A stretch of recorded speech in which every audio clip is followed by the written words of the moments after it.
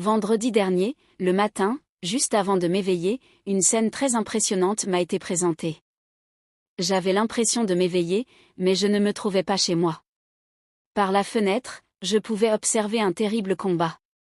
De grandes boules de feu tombaient sur les maisons, de ces boules, de terribles flèches jaillissaient dans toutes les directions. Il était impossible de contrôler les incendies qui étaient ainsi allumés, et la destruction s'étendait partout. La terreur des foules était indescriptible. Au bout d'un moment, je m'éveillai, et je me retrouvai chez moi PM. Je vis une immense boule de feu tomber parmi de magnifiques palais, provoquant leur destruction immédiate. J'entendis quelqu'un dire, nous savions que les jugements de Dieu devaient s'abattre sur la terre, mais nous ignorions qu'ils devaient survenir aussi vite.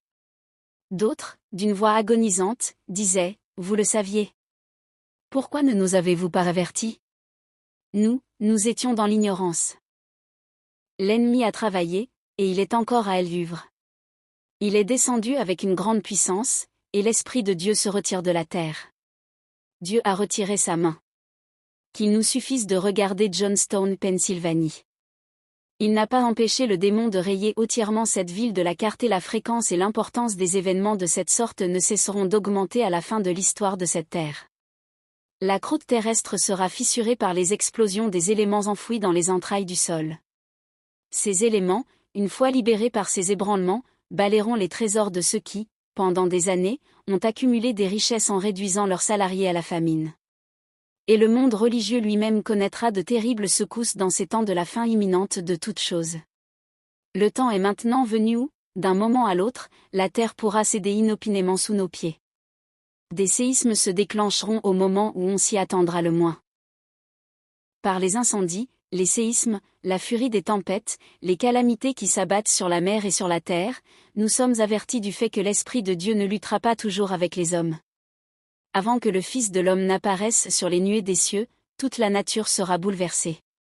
Les éclairs des cieux s'uniront au feu de la terre pour faire brûler les montagnes comme une fournaise qui déversera ses flots de lave sur les villages et les villes. Des masses rocheuses en fusion projetées dans l'eau par les convulsions intérieures des matières cachées dans la terre, feront bouillir les océans d'où jailliront des rochers et de la terre. On assistera alors à de formidables tremblements de terre et de nombreux êtres humains perdront la vie. Satan travaille dans l'atmosphère, il la pollue, et, en cela, nous dépendons de Dieu pour l'entretien de notre vie, tant présente qu'éternelle. Et, dans notre situation, nous devons rester pleinement éveillés, parfaitement dévoués, complètement convertis, entièrement consacrés à Dieu. Mais nous semblons rester immobiles, comme paralysés. Dieu des cieux, réveille-nous. Dieu n'a pas empêché les puissances des ténèbres d'accomplir leur œuvre de mort en viciant l'air, l'une des sources de la vie et de la nutrition, à l'aide d'un miasme morbide et mortel. Non seulement la vie végétale en est affectée, mais l'homme souffre également de dangereuses épidémies. Ce sont là les premières gouttes de la coupe de la colère divine qui se répandent sur la terre, et ne constituent que le faible début de ce qui surviendra dans un proche avenir. Les famines ne feront que s'accroître, les épidémies balayeront des milliers de vies. Nous sommes environnés de dangers du fait des puissances qui nous entourent comme des actions sataniques intérieures, mais le pouvoir protecteur de Dieu s'exerce actuellement. Il m'a été montré que l'Esprit du Seigneur se retire de la terre. La puissance protectrice de Dieu sera bientôt refusée à tous ceux qui continuent de mépriser ses commandements. Nous sommes quotidiennement informés de transactions frauduleuses, de meurtres et de crimes de toutes sortes. L'iniquité devient chose si ordinaire qu'elle ne choque plus autant que jadis les esprits d'aujourd'hui.